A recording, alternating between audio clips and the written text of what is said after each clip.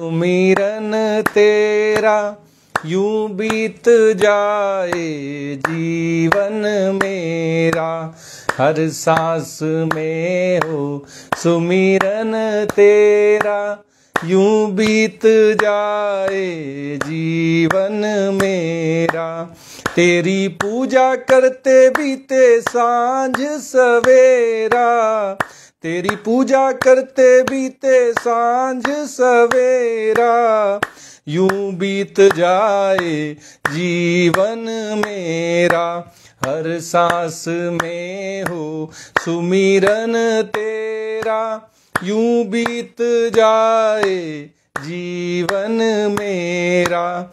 नैनों की खिड़की से तुझको पल पल में निहारूं, नैनों की खिड़की से तुमको पल पल में निहारूं, मन में बिठा लूं तेरी आरती उतारूं, मन में बिठा लूं तेरी आरती उतारूं, डाले रहूं तेरे चरणों में डेरा, डाले रहूं तेरे चरणों में डेरा, यूं बीत जाए जीवन मेरा, यूं बीत जाए जीवन मेरा।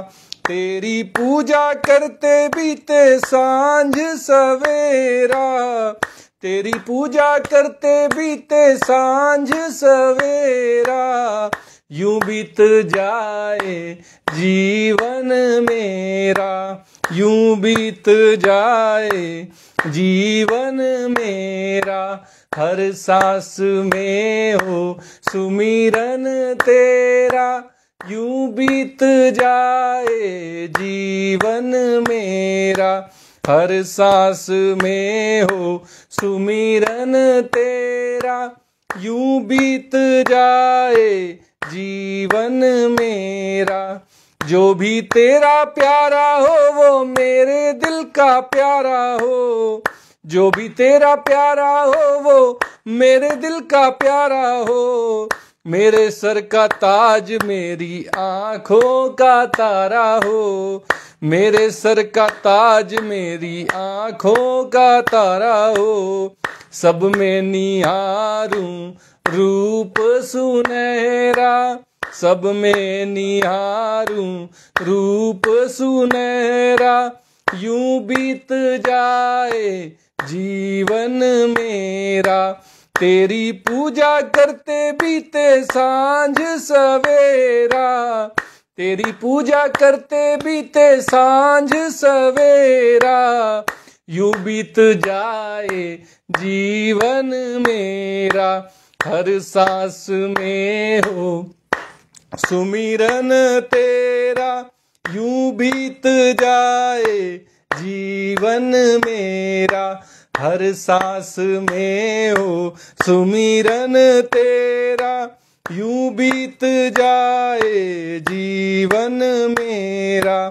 प्यार हो सत्कार हो एतबार हो तुम्हारा, प्यार हो सत्कार हो एतबार हो तुम्हारा, सुख भी हो सारे और याद हो ही सारा, सुख भी हो सारे और याद हो ही सारा, हो आत्मा पर तेरा ही डेरा, हो आत्मा पर तेरा ही डेरा, यूं बीत जाए जीवन मेरा, यूं बीत जाए जीवन मेरा।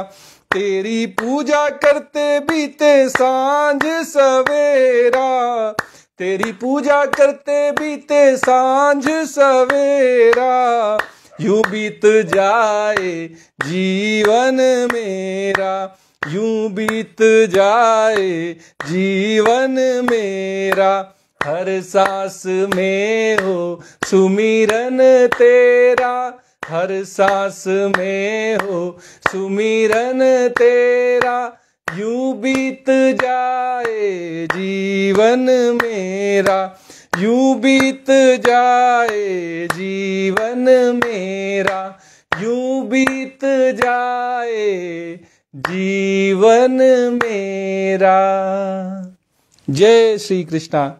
आज की श्रीमद् भागवत कथा में आप सबका स्वागत है।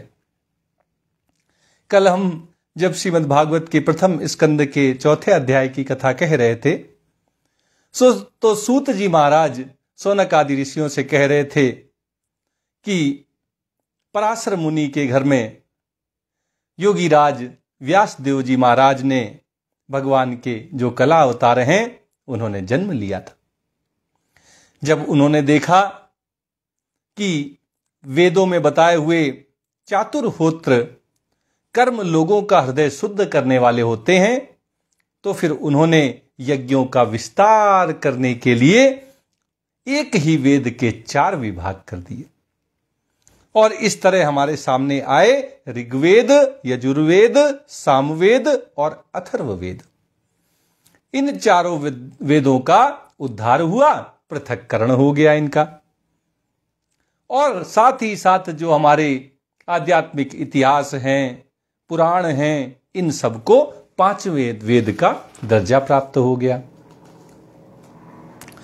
तत्रैग्वेद धरः पैलः सामगो जैमिनिः कविः वैशंपायन एवैको निष्णातो युजुषामुत। उनमें से जो ऋग्वेद के पैल, सामगान के विद्वान जैमिनी एवं यजुर्वेद के एकमात्र स्नातक वैशंपायन हुए। इन लोगों ने एक एक वेद में अपने आप को सर्वोपरि सिद्ध किया। ऋग्वेद में पैल, सामगान में जैमिनी और यजुर्वेद में वैशंपायन। अथर्वांगिर सामासीत सुमंतुर्दारुणो मुनिः इतिहास पुराणानां पिता में रोमहर्षणः। अथर्ववेद में प्रवीण हुए दरुण नंदन सुमंतु मुनि इतिहास और पुराणों के स्नातक मेरे पिता रोमहर्षण थे। ये सूत जी महाराज कहते हैं। त एत ऋषयो वेदम स्वं स्वं व्यस्यन् नेकधा शिष्यै प्रशिष्यैस्तच्छित्यै वेदास्ते साखिनो भवन।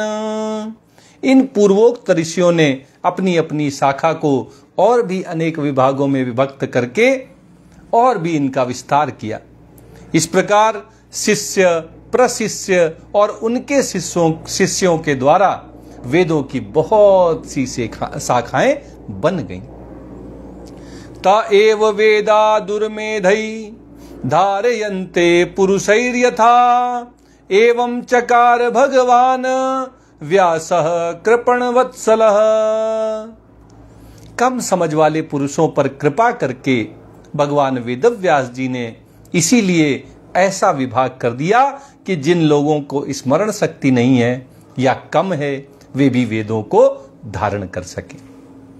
सामान्य से सामान्य मनुष्य तक वेदों की पहुंच, वेदों को पहुंचाने का कार्य, वेदों की पहुंच को संभव बनाने का कार्य भगवान वेदव्यास जी के द्वारा किया गया। स्त्री शूद्र द्विज बंधूनाम त्रयीना श्रुति गोचरा कर्म श्रेयसी मूढ़ानाम श्रेय एवं भवेदिहि इति भारतमाख्यानम कृपया मुनिना कृतम। व्यासदेव जी भगवान जो हैं इन्होंने बड़ी कृपा हम सब कलियुगी प्राणियों में की है। स्त्री, शूद्र और पतित द्विजाति तीनों ही वेद श्रवण के अधिकारी नहीं हैं, इसलिए वे कल्याणकारी शास्त्रोक्त कर्मों के आचरण में भूल कर बैठते हैं। वेदों का अध्ययन ना करने के कारण उनसे भूल हो जाती है। अब इसके द्वारा उनका भी कल्याण हो जाए, ये सोचकर महामुनि व्यासदेव जी ने बड़ी कृपा करके महाभारत की रचना की। जो इतिहास है, महाभारत रूपी इतिहास की रचना वेदव्यास जी ने इसीलिए की ताकि स्त्रियों का, शूद्रों का और पतित द्विजातियों का सबका कल्याण हो सके, क्योंकि वो तो वेद नहीं पढ़ने के अधिकारी बताकर उनको वेदों से दूर कर दिया गया था। एवं प्रवृत्तस्य सदा भूतानां श्रेयसि द्विजाः सर्वात्मकेनापि यदा नातुष्यदृदयं ततः। सूत जी महाराज कहते हैं कि शौनक आदि ऋषियों, यद्यपि व्यासदेव जी इस प्रकार अपनी पूरी शक्ति से सदा सर्वदा प्राणियों के कल्याण में लगे रहते थे, तथापि उनके हृदय में संतोष नहीं हुआ। किसी कार्य को करने हम जाते हैं, तो अगर उस कार्य को करने के बाद हमें आत्मसंतुष्टि प्राप्त हो जाए, हमारा हृदय जो है वो संतोष को पा जाए, तो फिर हमें लगता है कि आज हमारा जो कर्म है वो सफल हो गया। व्यासदेव जी महाराज ने कितना बड़ा कार्य किया। महाभारत की रचना की, वेदों के 4 भाग किए, 18 पुराण लिखे, इसके बावजूद उनके हृदय में संतोष नहीं हुआ। उनके मन में अभी और कुछ इच्छा रह गई थी कि शायद कलियुगी प्राणियों का उद्धार करने के लिए अभी कुछ और किया जा सकता है। नाति प्रसीद धृदयः सरस्वत्यास्तटे शुचौ वितर्कयन् विविक्तस्थ इदं प्रोवाच धर्मवित्। उनका मन कुछ खिन्न सा हो गया। सरस्वती नदी के पवित्र तट पर एकांत में बैठकर धर्मवेत्ता व्यासदेव जी मन ही मन विचार करते हुए इस प्रकार कहने लगे। अपने आप से बात कर रहे हैं व्यासदेव जी, और क्या कह रहे हैं? कहते हैं, धृतवृतेन ही मया छंदांसी गुरवोऽग्नयः मानिता निर्व्यलीकेन गृहीतम चानुशासनम। कहते हैं कि मैंने निष्कपट भाव से ब्रह्मचर्य आदि व्रतों का पालन करते हुए वेद, गुरुजन और अग्नियों का सम्मान किया और उनकी जो आज्ञा है उसका पालन किया। भारतव्यपदेशेन याम्नार्यार्थश्च दर्शितः दृश्यते यत्र धर्मादि स्त्री शूद्रादिभिरप्युत। मैंने सबकी आज्ञा का तो पालन किया ही, महाभारत की रचना के बहाने मैंने वेद के अर्थ को खोल दिया और इसका सबसे अधिक जो लाभ उठा सके वे स्त्री शूद्र आदि, जिससे वे अपने अपने धर्म कर्म का ज्ञान प्राप्त कर सके। तथापि बत में देहय्य तथापि बत में दह्यो यात्मा चैवात्मना विभुः असंपन्न इवा भाति ब्रह्मवर्चस्सत्तमः। सूत जी महाराज कहते हैं कि व्यासदेव जी महाराज को आत्मसंतुष्टि नहीं हो रही है, उनका मन कुछ खिन्न है, उनको संतोष नहीं मिल रहा है। क्यों? कहते हैं, व्यासदेव जी कहते हैं कि यद्यपि मैं ब्रह्म तेज से संपन्न एवं समर्थ हूं, तथापि तब भी मेरा हृदय कुछ अपूर्ण काम सा जान पड़ता है, कुछ कमी सी रह जाती है, कुछ खालीपन सा मुझे अभी भी महसूस होता है, और यही कारण है कि मेरा हृदय संतोष नहीं पा रहा है। किम वा भागवता धर्मा न प्रायेण निरूपिता प्रिया परमहंसानाम त एव ह्यच्युत प्रिया। कहते हैं कि अवश्य ही अब तक मैंने भगवान को प्राप्त कराने वाले धर्मों का प्रायः निरूपण नहीं किया है। क्या कमी रह गई है? इतने बड़े धर्मवेत्ता हैं, उन्होंने विचार करके निष्कर्ष निकाला कि शायद अभी इसलिए मुझे खालीपन महसूस हो रहा है क्योंकि मैंने भगवान की प्राप्ति कराने वाले, भगवत प्राप्ति कराने वाले धर्मों का अभी तक मेरे द्वारा निरूपण नहीं किया गया है। मैंने अभी उनके विषय में ज्यादा कुछ नहीं कहा है, उनकी व्याख्या नहीं की कि कैसे भगवत प्राप्ति सामान्य से सामान्य जीव को हो सके। वे ही धर्म परमहंसों को प्रिय हैं। कौन से धर्म परमहंसों को प्रिय हैं? परमहंसों को तो केवल और केवल भगवान की प्राप्ति वाले, भगवान की प्राप्ति कराने वाले ही धर्म प्रिय होते हैं, क्योंकि उनके जीवन का और कोई उद्देश्य तो रह नहीं जाता। उनका जीवन तो भगवान के प्रेम में, भगवान की भक्ति में ही न्यौछावर रहता है, और इसलिए उनके जीवन का एकमात्र उद्देश्य भगवत प्राप्ति होता है। जो धर्म भगवत प्राप्ति का मार्ग प्रशस्त कर दे वही परमहंसों को प्रिय होते हैं। और वे ही भगवान को भी प्रिय होते हैं, क्योंकि जिस धर्म से भगवान की प्रियता बढ़े, भगवान के प्रति प्रेम हो, अनुराग हो, वो भगवान को भी प्रिय होता है। क्योंकि जब भक्त भगवान को प्रेम करता है तब भगवान भी अपने भक्त को उतना ही प्रेम करते हैं। तो व्यासदेव जी इस निष्कर्ष पर पहुंचे कि हो ना हो, मेरी अपूर्णता का, मेरे असंतोष का, मेरे मन के शांत ना होने का यही कारण है कि अभी तक मैंने भगवत प्राप्ति कराने वाला कोई शास्त्र नहीं लिखा जो परमहंसों को प्रिय हो, भगवान को भी प्रिय हो, भक्तों को भी प्रिय हो। ऐसी कोई रचना मेरे द्वारा अभी तक नहीं की गई। तस्यैवं खिलमात्मानं मन्यमानस्य खिद्यतः कृष्णस्य नारदोऽभ्यागात् आश्रमं प्रागुदाहृतम्। श्री कृष्ण द्वैपायन व्यासदेव जी इस प्रकार अपने को अपूर्ण सा मानकर जब खिन्न हो रहे थे, उसी समय पूर्वोक्त आश्रम पर देवर्षि नारद आ पहुंचे। व्यासदेव जी के आश्रम में कौन आ गए? नारद जी आ गए। नारायण नारायण नारायण नारायण करते हुए नारद जी आ पहुंचे हैं व्यासदेव जी के आश्रम में। तमभिज्ञाय सहसा प्रत्युत्थायागतं मुनिः पूजयामास विधिवन् नारदं सुरपूजितम्। जब व्यासदेव जी ने देखा कि नारद मुनि जो देवर्षि हैं साक्षात उनके सामने आकर खड़े हो गए हैं, तो उनको आया हुआ देखकर व्यासदेव जी झटपट खड़े हो गए। उन्होंने देवताओं के द्वारा सम्मानित देवर्षि नारद जी की विधि पूर्वक पूजा की। और जब अपने से श्रेष्ठ कोई आपके सामने आ जाए तो उसके आदर सत्कार में कोई कमी नहीं छोड़नी चाहिए। ये सब हमें वेद व्यास जी से और सूत जी महाराज से, सौनक आदि ऋषियों से सीख लेनी चाहिए। हम भले ही कुछ ज्ञान हमने अपने जीवन में अपने अनुभव के आधार पर गुरुओं की वाणी से, शास्त्रों को पढ़कर अर्जित कर लिया हो, लेकिन वो ज्ञान कभी भी पूर्ण नहीं हो सकता। और वैसे भी विद्या तो वही है जो विनम्र बना दे। अगर कोई हमसे श्रेष्ठ, कोई ज्ञानी पुरुष हमारे सामने आ जाए, कोई हमसे बड़े हमारे सामने आ जाए, तो हमें जरूर उनका आदर सत्कार करना चाहिए, उनका आशीर्वाद प्राप्त करना चाहिए। आज वेदव्यास जी भी नारद मुनि को देखकर उनकी पूजा अर्चना करके उनका आशीर्वाद प्राप्त कर रहे हैं। इस तरह श्रीमद् भागवत के प्रथम स्कंद के चौथे अध्याय का समापन होता है।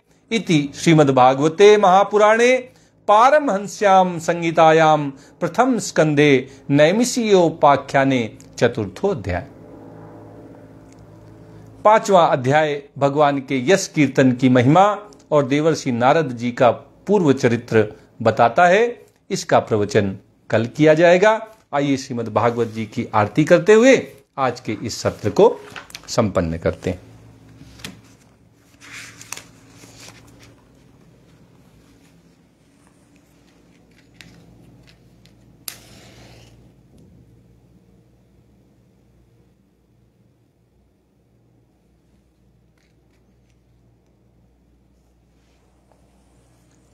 श्री भागवत भगवान की है आरती, पापियों को पाप से है तारती। श्री भागवत भगवान की है आरती, पापियों को पाप से है तारती। ये अमर ग्रंथ, ये मुक्ति पंथ, ये पंचम वेद निराला, नव ज्योति जलाने वाला। ये अमर ग्रंथ, ये मुक्ति पंथ, ये पंचम वेद निराला, नव ज्योति जलाने वाला। हरि नाम यही हरिधाम यही, हरि नाम यही हरिधाम यही, यही जग मंगल की आरती, पापियों को पाप से है तारती। श्री भागवत भगवान की है आरती, पापियों को पाप से है तारती। ये शांति गीत पावन पुनीत, पापों को मिटाने वाला, हरि दरस दिखाने वाला, ये शांति गीत पावन पुनीत पापों को मिटाने वाला। हरि दरस दिखाने वाला, ये सुख करनी ये दुख हरिणी, ये सुख करनी ये दुख हरिणी। श्री मधुसूदन की आरती, पापियों को पाप से है तारती। श्री भागवत भगवान की है आरती, पापियों को पाप से है तारती। ये मधुर बोल जग फंद खोल, सन्मार्ग दिखाने वाला, बिगड़ी को बनाने वाला। ये मधुर बोल जग फंद खोल, सन्मार्ग दिखाने वाला, बिगड़ी को बनाने वाला। श्री राम यही घनश्याम यही, श्री राम यही घनश्याम यही, यही प्रभु की महिमा की आरती, पापियों को पाप से है तारती। श्री भागवत भगवान की है आरती, पापियों को पाप से है तारती। श्री भागवत भगवान की है आरती, पापियों को पाप से है तारती। जय श्री कृष्णा, जय श्री कृष्णा, जय जय श्री राधा कृष्णा लाल की जय, राधा रमण सरकार की जय, राधा वल्लभ लाल की जय। जय जय श्री राधे, जय जय श्री राधे, जय जय श्री राधे।